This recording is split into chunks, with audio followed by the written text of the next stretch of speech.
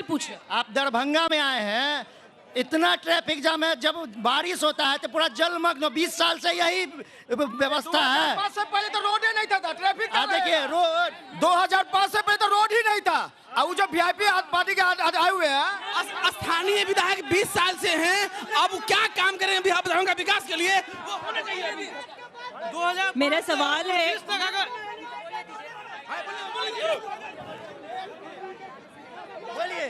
मेरा सवाल है कि अभी तक के शासन में हमारे यूथ को रोजगार क्यों नहीं मिला है? क्यों हम जैसे जो कॉमन लोग हैं, जो मुंबई से आए हैं, एक मेरी फ्रेंड लंदन से आई है, वो लोग क्यों आके यहाँ पर एक एजुकेटेड कैंडिडेट को सपोर्ट करने पर मजबूर हो रहे हैं? ये सब सोचने वाली बात है।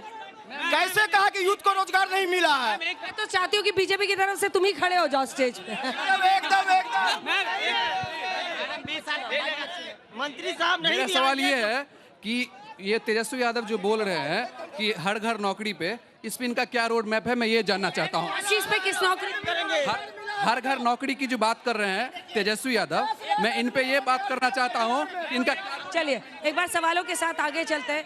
मृत्युंजय जी, नौकरी पर उनका कहना है कि जो हर परिवार को एक सरकारी नौकरी का वादा है, ये कैसे पूरा होगा? और मैं भी जब लोगों के बीच जाती हूँ, कई लोगों के मन में ये है, कैसे पूरा करेंगे? देखिए हर घर रोड मैप क्या है? देखिए हर घर नौकरी का वादा तेजस्वी जी ने किया है। 2020 में जब कहा था कि 10 लाख नौकरी देंगे, तो आदरणीय मुख्यमंत्री श्री नीतीश कुमार जी ने कहा था असंभव है, कहां से पैसा लाएगा। अब अभी जो ये सरकार सौगात बांट रहे हैं, 1 करोड़ नौकरी का वादा कर रहे हैं, ये कहां से बजट लाएंगे ये नहीं बता रहे। तेजस्वी जी हर चीज बताएंगे, थोड़ा इंतजार कीजिए। और हर घर नौकरी कैसे देंगे ये करके दिखाया है, फिर करके दिखाएंगे। कैसे होगा? अरे अच्छा है, आप लोगों को अपने नेता पसंद है। हल्ला कीजिएगा तो शोर रोकना पड़ेगा, हल्ला कीजिएगा तो शोर रोकना पड़ेगा, नारेबाजी मत कीजिए। बोलिए, आपके अंजना जी, सबसे पहली बात, नौकरी की बात वो करते हैं, मगर नौकरी उसी को देते हैं जिनके पास जमीन होता है। जमीन के बदले नौकरी, ये है तो बिहार वासियों सोच लें कि जिनके पास जमीन होगी उन्हीं को नौकरी मिलेगा।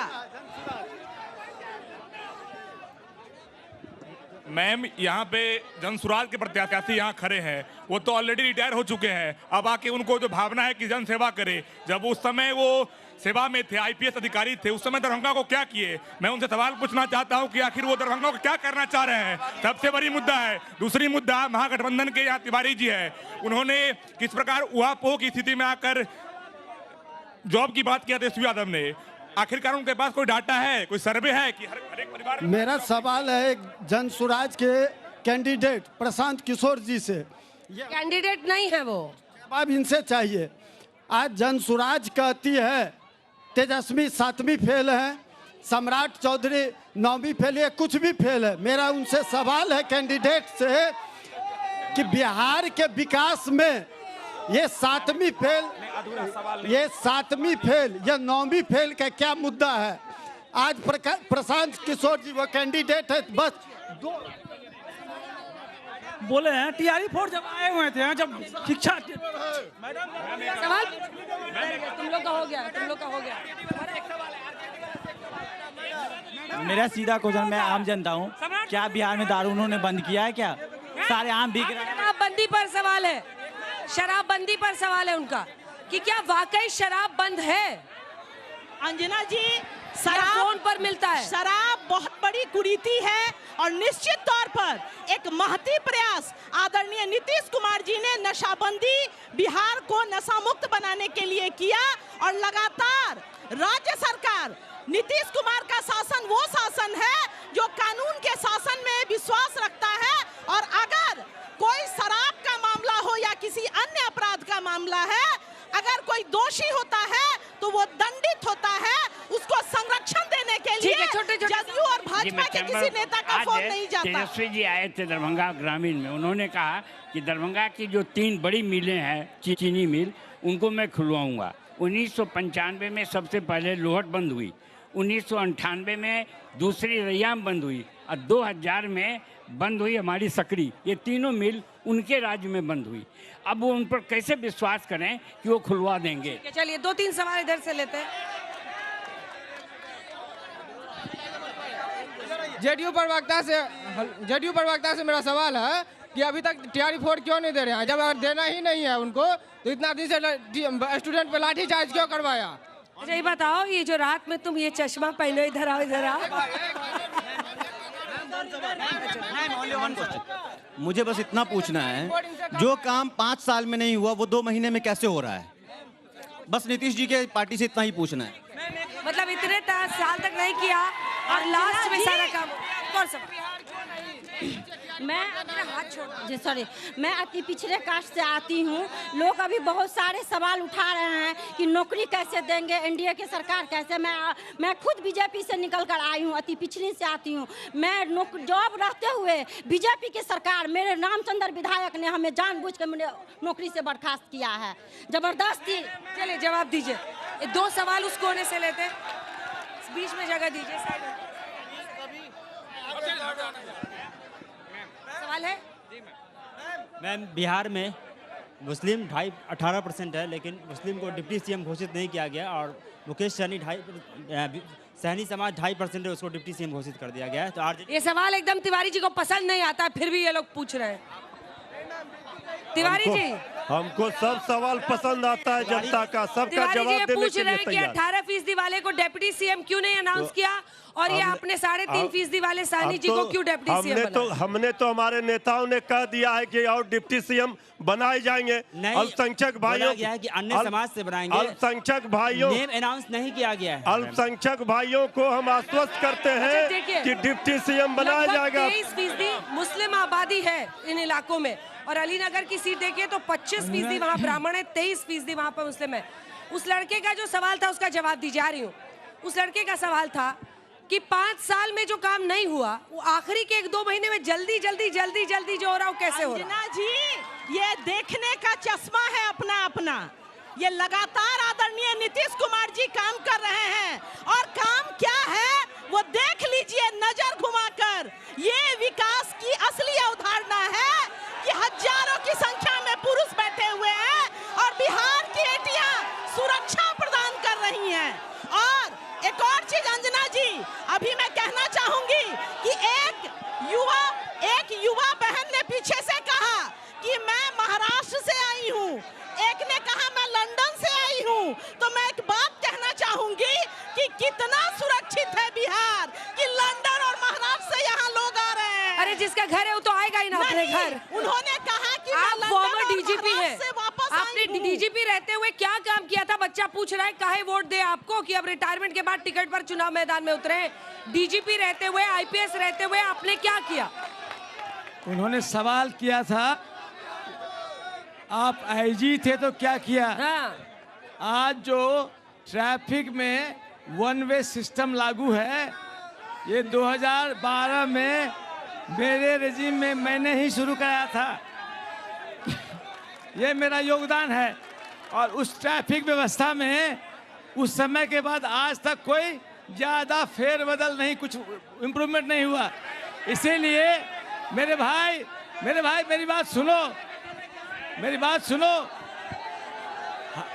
बुनियादी मुद्दों को हवा में मत भटकाओ।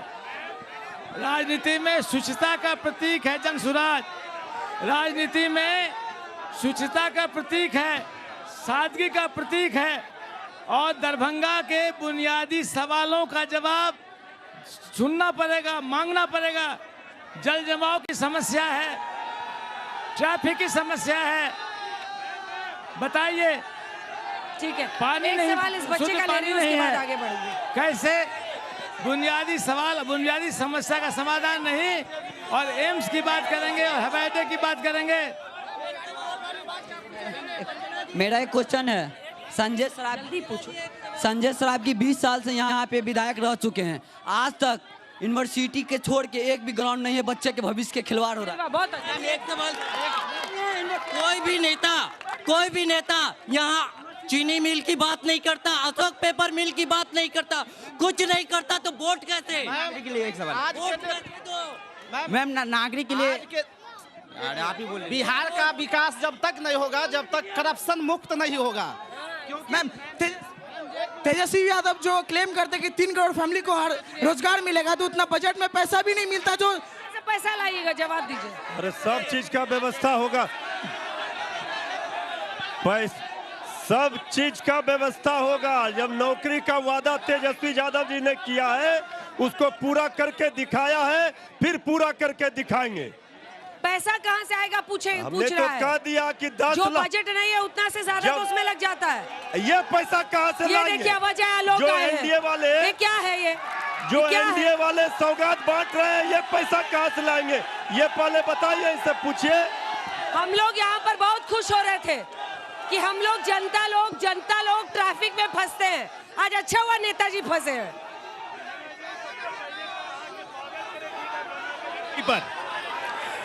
और 1 मिनट आप लोग ये बताइए, मैं सुन रहा था रास्ते में जूम से कनेक्ट होके,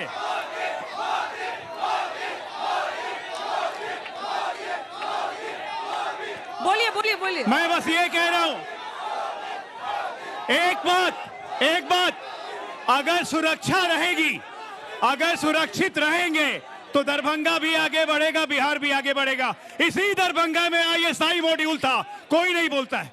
इसी दरभंगा में पाकिस्तान के आतंकवादी रहते थे, स्लीपर सेल्स था, कोई नहीं बोलता है। खत्म कर दिया हमने। ये जरूरी नहीं है, अगर सुरक्षा ही नहीं रहेगी तो क्या कीजिएगा। और दरभंगा मधुबनी में एक कहावत बहुत फेमस है अंजना जी, मदर इंडिया फादर चोर। तो मदर इंडिया फादर चोर का गठबंधन नहीं चलेगा। स्टेज पर आप आए, 1 मिनट नहीं लगा, पाकिस्तान ले आए बिहार में। पाकिस्तान नहीं, मदर इंडिया फादर चोर भी ले आए। फादर चोर कौन है? किसको सजा मिली हुई है? सजा याफ्ता कौन है? कौन है सजा याफ्ता? और सजा याफ्ता बेल वाले सरकार चलाएंगे, 9वीं फेल सरकार चलाएंगे। आप ये बताइए, मिथिला की धरती इतनी खराब नहीं है, गोली मारी जाती है, मेरा ननिहाल है, सुरक्षा नहीं दे पा रहे। ये देखिए, लगी मिर्ची लगे उछलने, सुरक्षा नहीं दे पा रहे। लगी मिर्ची लगे उछलने, छोटे सरकार कौन है? लगी मिर्ची लगे उछलने। आनंद मोहन कौन है? छोटे सरकार कौन है? ये जवाब दीजिए। चलिए, इसी के साथ अजय आलोक जी, आप बहुत लेट हो गए, बहुत देर कर दी हुजूर आते हैं। दुरुस्त अब ये बहुत गलत बात पहुंच पाए। तालियों के साथ आप सभी का बहुत धन्यवाद। दरभंगा की जनता का, आज पूरा देश आपको देख रहा है। आप लोगों ने अपने सवाल तगड़े अंदाज में रखे, अपनी बातों को उठाया। कल राष्ट्रतिलक का कारवां पहुंचेगा सीतामढ़ी, जी हाँ, मां सीता की धरती पर, और वहां पर नेता और जनता होंगे आमने सामने।